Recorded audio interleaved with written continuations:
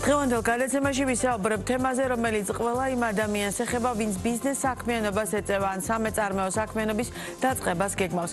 მეწარმეთა შესახებ კანონში შეტანილი ცვლილებებით ბიზნეს სუბიექტებს 2026 წლის 1 აპრილამდე ხელახალი რეგისტრაციის ვალდებულება აქვთ. ის, ვინც რეგისტრაციას არ გაივლის, შეეზღუდება წვდომა ფინანსურ რესურსებსა და ქონებაზე. უფრო კონკრეტულად რა ვალდებულებები აქვს ბიზნეს სუბიექტებს და როგორ უნდა მოემზადონ კომპანიების სტუმართან იუსტიციის სამინისტროს საჯარო რეესტრის ეროვნული სააგენტოს თავმჯდომარის მოადგილესთან ქრისტინე კუპრავასთან ერთად ვისაუბრეთ. მოგესალმებით. ძალიან დიდი მადლობა გადაცემაში სტუმრობისთვის. უნდა ვისაუბროთ ალბათ ბიზნეს სუბიექტების ერთ-ერთ ყველაზე პრობლემურ და მნიშვნელოვან თემაზე და მე დარწმუნებული ვარ და იმედი მაქვს, რომ დღევანდელი ჩვენი საუბრით მაქსიმალურად ვეცდებით ყველა იმ კითხვაზე გავცეთ პასუხი, რომელიც მათ ამ მიმართულებით აინტერესებთ. თავდაპირველად რას ემსახურება მეწარმეთა შესახებ საქართველოს კანონისში შეტანილი ეს ცვლილება? ამით დავიწყოთ, რომ უფრო გასაგები იყოს ყველასთვის რაზე ვლაპარაკობ და მე მივყვეთ იმ დეტალებს, რომელიც კერძო სექტორისთვის მნიშვნელოვანია. მოგესალმებით, მეც მადლობას გადაგიხდით მოწვევისთვის. ჩვენთვის ძალიან სასიამოვნოა შესაძლებლობა, რომ გვაქვს დრო გამოყოფენ რათა ვისაუბროთ მეწარმეთა შესახებ ახალ კანონზე. 2-ზე სიტყვით, ვიდრე გადავიდოდეთ ახალი კანონის მიღწევებზე, რაც ახალმა კანონმა დანერგა, მოკლედ ვიტყვი საზოგადოების ინფორმირებისთვის, რომ პირველი კანონი მეწარმეთა შესახებ საქართველოში მიღებული იყო 1994 წელს, რომელიც გერმანული საკორპორაციო სამართლის გავლენის შედეგს წარმოადგენდა. რა თქმა უნდა, არაერთი ცვლილება შევიდა ამ კანონში, მაგრამ მოგეხსენებათ, რომ კორპორაციული სუბიექტების და ზოგადად კორპორაციული ურთიერთობების ზრდის განვითარების კვალდაკვალ აუცილებელი გახდა, რომ ყოფილიყო კანონში ისეთი საკანონმდებლო ჩანაწერები, რომელიც უკვე შესაბამისობაში იქნებოდა და უპასუხებდა თანამედროვე გამოწვევებს. შესაბამისად 2022 წლის 1 იანვარს ამოქმედს და ძალაში შევიდა მეწარმეთა შესახებ ახალი კანონი, რომელიც ითვალისწინებს და აწესრიგებს სხვა სუბიექტების რეგისტრაციის დაფუძნების, საუბარია სამეწარმეო საზოგადოების დაფუძნების და რეგისტრაციის საკითხებზე, მათი იურიდიულ სამართლებრივ ფორმებს, ასევე აწესრიგებს მათი საქმიანობის ორგანიზაციულ სამართლებრივ საკითხებს და ყველაზე მნიშვნელოვანი, რაც არის ჩვენთვის, ეს არის ხელახალი რეგისტრაციის გავლის ვალდებულება, რომელიც ითვალისწინებს, რომ კანონთან იყოს შესაბამისობაში მოყვანილი თითოეული სუბიექტის სარეგისტრაციო მონაცემები. აქვე უნდა ითქვას შეჯამების სახით ისიც, რომ ახალი კანონი ევროდირექტივებთან არის შესაბამისი და ის ახლოს დგას ევროპულ კანონმდებლობასთან საკორპორაციო სამართლის სფეროში. რითიც ჩვენ მივახციეთ იმას, რომ უცხო ქვეყნის მოქალაქეებს და ასევე ბიზნეს სუბიექტებს აქვთ უკვე განჭვრეტადი წარმოდგენა იმის თაობაზე, თუ როგორი არის საკანონმდებლო მოწესრიგება საქართველოში, რაც თავისთავად ინვესტიციების მოზრის თვალსაზრისით დადებითად აისახება. კი ბატონო, მაშინ უკვე დამივყვეთ იმ დეტალებს, რომელიც კერძო სექტორისთვის არის ძალიან მნიშვნელოვანი. ვის ეხება ამ ხელახალი რეგისტრაცია და რატომ არის მნიშვნელოვანი ამ ხელახალი რეგისტრაციის ყველა იმ ვადის დაცვა, რომელიც კანონმა განსაზღვრა? კი ბატონო, კი პასუხებთ. რეგულაციების თანახმად ყველა სუბიექტი, ვინც 2022 წლის 1 იანვრამდე დარეგისტრირდა, ყველა ბიზნეს სუბიექტი არის ვალდებული, რომ გაიაროს ხელახალი რეგისტრაცია. აღნიშნული ვალდებულება ეხება ჩამოვთვლი, რომ საზოგადოებისთვის უფრო იყოს, ესე ვთქვათ, გააზრებული, ვის აქვს ეს ვალდებულება. ეს არის შეზღუდული პასუხისმგებლობის საზოგადოება, იგივე შპს, სოლიდარული პასუხისმგებლობის საზოგადოება, სპს, ასევე სააქციო საზოგადოება, კომანდიტური საზოგადოება, კოოპერატივი და უცხო საწარმოს ფილიალი. სავარაუდოდ აქ დაისმება შეკითხვა და ინდივიდუალური მეწარმეს ეხება თუ არა? ეს ერთ-ერთი კითხვა, რომელსაც მათ შორის ჩვენ კი პასუხებთ. მოქალაქე მოიწერა ამ ნაწილთან მიმართებაში. დიახ, რა თქმა უნდა, კი პასუხებთ ამაზე. შევიდა ცვლილებები 2022 წლის 1 იანვრის შემდგომ მეწარმეთა შესახებ კანონში და ინდივიდუალურ მეწარმეებს ესეთი ვალდებულება აღარ გააჩნია. ანუ ვიმეორებ, მხოლოდ და მხოლოდ ის 6 სუბიექტი, რაც ჩამოვთვალე, არიან ვალდებული, რომ ხელახალი რეგისტრაცია გაიარონ. რაც შეეხება დროს. 2026 წლის 1 აპრილამდე აქვთ ეს ვალდებულება, რომ მიმართონ ნებისმიერ იუსტიციის სახლს, მოგეხსენებათ, რომ ასე მეტი იუსტიციის სახლი გვაქვს დღესდღეობით საქართველოში, ასევე შეუძლიათ მიმართონ საჯარო რეესტრის ეროვნული სააგენტოს ტერიტორიულ სამსახურებს, ასევე ავტორიზებულ პირებს, მაგალითად მიმართონ ბანკებს, როგორც პირადად, ასე ონლაინ.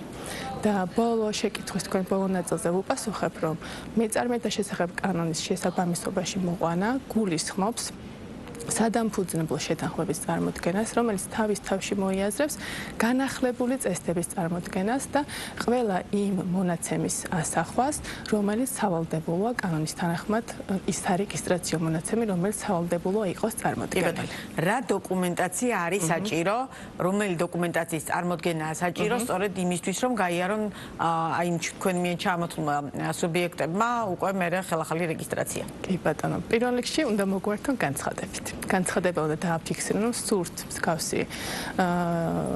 მსგავსი რეგისტრაცია გააკეთონ და აუცილებლად უნდა თანდართული იყოს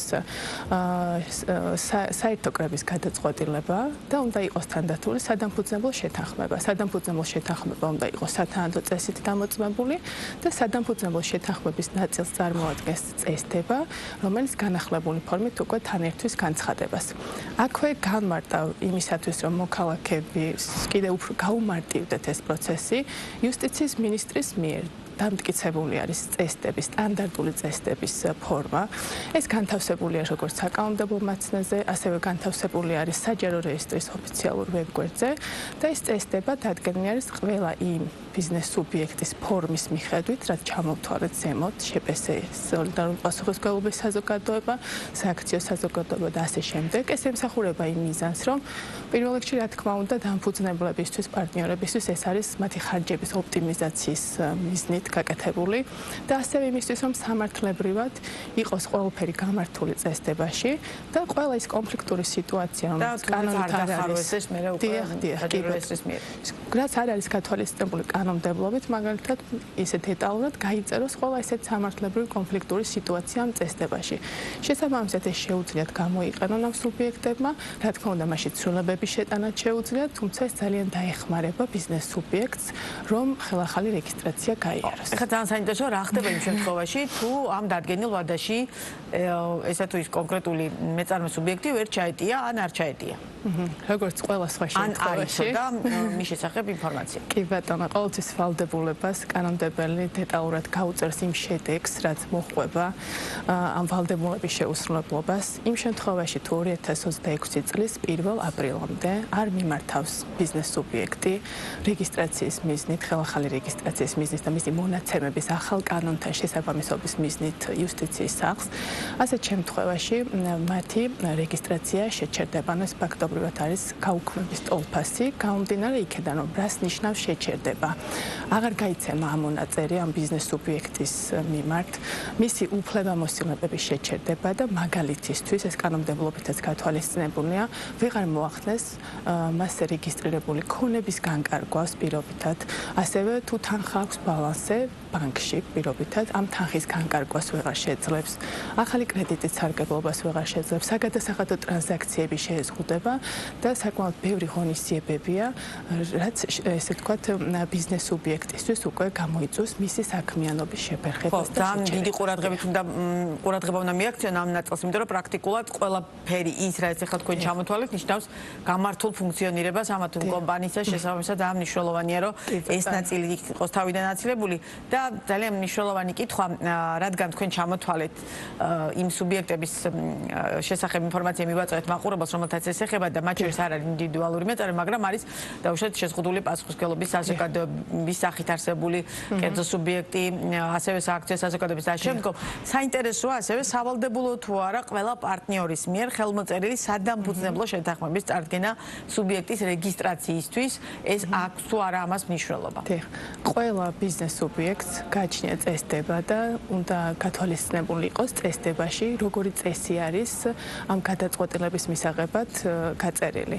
თუ კი წესდებით გათვალისწინებული არის, რომ პარტნიორთა უმრავლესობა ამ შემთხვევაში პარტნიორთა უმრავლესობის მხარდაჭერით ხდება მსგავსი გადაწყვეტილების მიღება, მაგრამ რაც შეეხება უშუალოდ რეესტრში მომართვას, იუსტიციის სახლში მომართვას, ამ შემთხვევაში პარტნიორის ბიზნეს სუბიექტის დირექტორი არის უფლებამოსილი, ხელმძღვანელი პირი არის უფლებამოსილი, რომ მომართოს განცხადებით ხელახალი რეგისტრაციის შესახებ, თუ კი რა თქმა უნდა წესდებით სხვა რამ არ არის გათვალისწინებული, ან სარეგისტრაციო გარიგებით სხვა რამ არ არის გათვალისწინებული. ეხლა თქვენ საუბრობთ ვინ არის უფლებამოსილი მოგმართოთ, ხო? ანუ რეალურად უფლებამოსილი პირიც თავად ამათ კომპანიის წესდებით არის განსაზღვრული და შესაბამისად სწორედ ამ სუბიექტმა უნდა მოგმართოთ, ხო სწორად? ყველა შემთხვევაში წარმომადგენლობაზე უფლებამოსილი პირი, საწარმოს ხელმძღვანელი დირექტორი, ეს სუბიექტები არიან ის სუბიექტები, რომელსაც ხშირ შემთხვევებში გათვალისწინებული აქვთ უფლებამოსილება ხელახალი რეგისტრაციაზე მომართვის. მაყურებას კარგით ნათელი წარმოადგენა რომ შეექმნა სტატისტიკურად თქვენთვის ალბათ მეტნაკლებად ცნობილია რა რაოდენობის კომპანიამ და კერძო სუბიექტმა უნდა გაიაროს ეს ხელახალი რეგისტრაცია, მას აქვს თავი მნიშვნელობა იმის რომ მეტნაკლები წარმოდგენა შეგვექმნას რამდენად მასშტაბურ რეფორმასთან გვაქვს საქმე. კი ბატონო, პირველ რიგში ვახსენებ იმასაც, რადგან ჩვენ ვისაუბრეთ დოკუმენტებზე, რაც უნდა წარმოადგინოს განცხადებელმა, ვინ არის უფლებამოსილი სუბიექტი ამ განცხადების წარმოდგენისა და ვის ეხება, ასევე საინტერესო იქნება მაყურებლისთვის ისიც, რომ რა ვადებში შეუძლიათ ხელახალი რეგისტრაცია განახორციელონ. აქვე აღნიშნავთ, რომ საკმაოდ შემჭიდროებული ვადები არის, აი ძალიან სწრაფად შეუძლიათ ეს. ანუ მაგალითად დღეს შემოვიტანე განცხადება, პასუხი შესაძლებელია დღესვე. დიახ. მაქსიმუმი არის 1 სამუშაო დღისვა და მაგრამ დაჩქარების შემთხვევაში განცხადების გადახდა არის საჭირო? დიახ, საფასური განსაზღვრული არის ბრძანების შესაბამისად და ამ საფასურს ესე ვთქვათ გადაიხდის ხელახალი რეგისტრაციის მიზნით ბიზნეს სუბიექტი.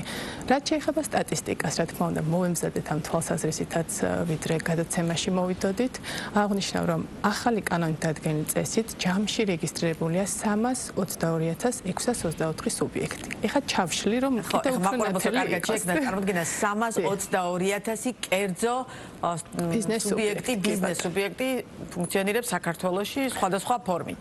ეს არის მხოლოდ და მხოლოდ ის რაოდენობა, რომლებმაც ახალი კანონით დადგენილი წესით გაიარეს რეგისტრაცია. მათ შორის უკვე გაიარეს? დიახ, 2022 წლის 1 იანვრიდან დღემდე დარეგისტრირდა 274,745 ახალი სუბიექტი, რაც იმას ნიშნავდა, მათ თავისთავად ახალი კანონმდებლობის შესაბამისად გააკეთეს რეგისტრაცია, მაგრამ რაც შეეხება ხელახალ რეგისტრაციას, სადაც ჩვენ დღესაც მოუწოდებთ სუბიექტებს, ვისაც არ გაუვლიათ, ესეთი რეგისტრაცია გაიარა 47,879 სუბიექტმა. რამდენია დარჩენილი დაახლოებით? დარჩენილი არის ასევე დაახლოებით იმდენივე სუბიექტი, რამდენმაც უკვე გაიარა ხელახალი რეგისტრაცია, პროპორცია დაახლოებით შეიძლება ესე ითქვას, რომ თანაბრად მიმდინარეობს, თუმცა აუცილებელი არის, რომ აღნიშნული სუბიექტები იმისათვის, რომ არ შეუჩერდეთ რეგისტრაცია, დაიცვან ვადა და მოუწოდებთ, რომ 2026 წლის 1 აპრილამდე აუცილებლად მომართონ იუსტიციის სახლს, რათა მათი საწარმოს უფლებამოსილებები არ შეჩერდეს და მათ შეეცოთ ყველა იმ ტრანზაქციისა და ყველა იმ სამეწარმეო მოქმედებების განხორციელება, რაც ბიზნეს სუბიექტებს დასახული აქვს. და კიდევ თუ აქვთ მაგალითად კითხვები, სად უნდა მოგმართონ, რა ფორმით უნდა მოგმართონ, როგორ დაგიკავშირდნენ, რომ აი ეს ინფორმაცია, რომელიც ახლა მე და თქვენ საუბრობთ, თუ ვინმესთვის კიდევ არ არის ცნობილი კერძო სუბიექტებიდან, რომ მაქსიმალურად იყოს ყველასთვის ცხადი და ნათელი რაზეა საუბარი. კი ბატონო. ჩვენ ამ მიმართულებით სხვადასხვა გზით, ესე ვთქვათ, ვაწარმოებთ საინფორმაციო კამპანიას. ერთი რაც შემიძლია თქვა არის ის, რომ შესაძლებელია დარეკონ ცხელხაზე, ანუ გულისხმობ დაუკავშირდნენ 405 საინფორმაციო სამსახურს. გარდა ამისა, ასევე ჩვენს ვებგვერდზეც, ჩვენს Facebook გვერდზეც არის ვიდეო რგოლები, სადაც დეტალურად არის აღწერილი ყველა ის დოკუმენტი და ის პროცედურა, რაზეც დღეს მე თქვენ გესაუბრებით და ასევე ყველაზე მნიშვნელოვანი, რაც მოქალაქეებს დაეხმარება, არის შემდეგი, რომ არა მხოლოდ საკანონმდებლო მაცნეს, არამედ როდესაც შევვლენ ჩვენს ვებგვერდზე, საჯარო რეესტრის ეროვნულ სააგენტოს ვებგვერდს გულისხმობთ, იქ ისინი ნახავენ წესდებებს, ნახავენ ასევე სადამფუძნებლო შეთანხმებების შაბლონებს, რომელიც არის სამართლებრივად, ესე ვთქვათ, გამართული დოკუმენტები და მათ შეუძლიათ ისარგებლონ სრულიად უფასოდ აღნიშნული დოკუმენტებით და გამოიყენონ ეს შესაძლებლობა, რათა გაუმარტივდეთ ხელახალი რეგისტრაციის პროცესი. და ჩვენი საუბრის ბოლოს ელექტრონული პორტალი, რომელიც ერთ-ერთი ძალიან მნიშვნელოვანი პორტალია ჩემი წარმოდგენით, როგორ შეუძლიათ კერძო სუბიექტებს ამ პორტალზე დაუშვათ დარეგისტრირება და რატომ აქვს მნიშვნელობა ამ პორტალზე დარეგისტრირებას? კი ბატონო, ესეც ჩვენი დიდი მიღწევა არის, უნდა ითქვას, რომ 2022 წლის 1 იანვრიდან ამოქმედდა ელექტრონული პორტალი, ეს არის ციფრული პლატფორმა, რომელიც ყველა იმ სუბიექტისთვის არის და ყველა იმ სუბიექტს გაიხსნება ავტორიზებული, ესე ვთქვათ, მისამართი, რომელიც ხელახალ რეგისტრაციას გაივლის. ეს ხდება როგორც პირველ პირველადი რეგისტრაციის შემთხვევაში, ასევე იმ შემთხვევაში, თუ კი მომართავენ 2026 წლის 1 აპრილამდე ხელახალი რეგისტრაციის და მონაცემების კანონთან შესაბამისობაში მოყვანის მიზნით. ეს პორტალი რომ დავახასიათოთ და უფრო თვალსაჩინო გახდეს მოქალაქეებისთვის, რას მოიცავს? მოიცავს ყველა გადაწყვეტილებას რეგისტრაციებთან დაკავშირებით, ანუ სარეგისტრაციო გადაწყვეტილება, რომელიც ამა თუ იმ სუბიექტთან მიმართებით, რა თქმა უნდა, ინდივიდუალურად კონკრეტულ ბიზნეს სუბიექტთან მიმართებით თუ დავდგებით, ვებგვერდზე ჩვენ დავინახავთ, რომ ყველა ეს გადაწყვეტილება ხელმისაწვდომია, მაგრამ გარდა ამისა, თავად ამ სუბიექტებს ელექტრონული პორტალის მეშვეობით ყველა ამ გადაწყვეტილებების გაცნობა და წვდომა შეუძლიათ. გარდა ამისა, ამ პორტალზე აქვეყნებენ მაგალითისთვის შეიძლება ითქვას, აი შერწყმასთან დაკავშირებით, საწარმო შერწყმასთან დაკავშირებით გეგმა, ასევე შეიძლება ითქვას, რომ განთავსებული კაპიტალის შემცირების თაობაზე ამ გადაწყვეტილების საჯაროების ვალდებულება აქვთ კანონით და ეს გადაწყვეტილება სწორედ ამ პორტალზე უნდა გამოქვეყნდეს. ან კრების მოწვევის თაობაზე შეტყობინება, რომელიც ასევე სავალდებულოა მეწარმეთა შესახებ კანონით, უნდა გამოქვეყნდეს ელექტრონულ პორტალზე. მარტივი არის ელექტრონულ პორტალზე რეგისტრაცია, ამისთვის მხოლოდ საჭირო არის მოქმედი მობილური ტელეფონის ნომერი ან ჩართული ტელეფონი, როგორც თქვა და ელექტრონული მისამართი. ამას გაივლიან იუსტიციის სახლში, ან იქვე ხდება ამ პროცედურის გავლა, როდესაც მიმართავენ სუბიექტები ამ პირველადი რეგისტრაციის ფარგლებში, ან ხელახალი რეგისტრაციის ფარგლებში. კი ბატონო, ძალიან დიდი მადლობა სტუმრობისთვის, აი ამ ინფორმაციის მიწოდებისთვის და მე იმედი მაქვს, რომ თუ იმეს კიდევ ამ მიმართულებით რაიმე კითხვა აქვს, აუცილებლად მოგმართავენ, თუმცა მე ვფიქრობ, რომ ძალიან დეტალურად გავეცით ყველა აქტუალურ კითხვას პასუხი. წარმატებებს გისურვებთ. ქრისტინე კუპრავა იყო ბიზნეს პარტნიორის პირდაპირ ეთერის სტუმარი.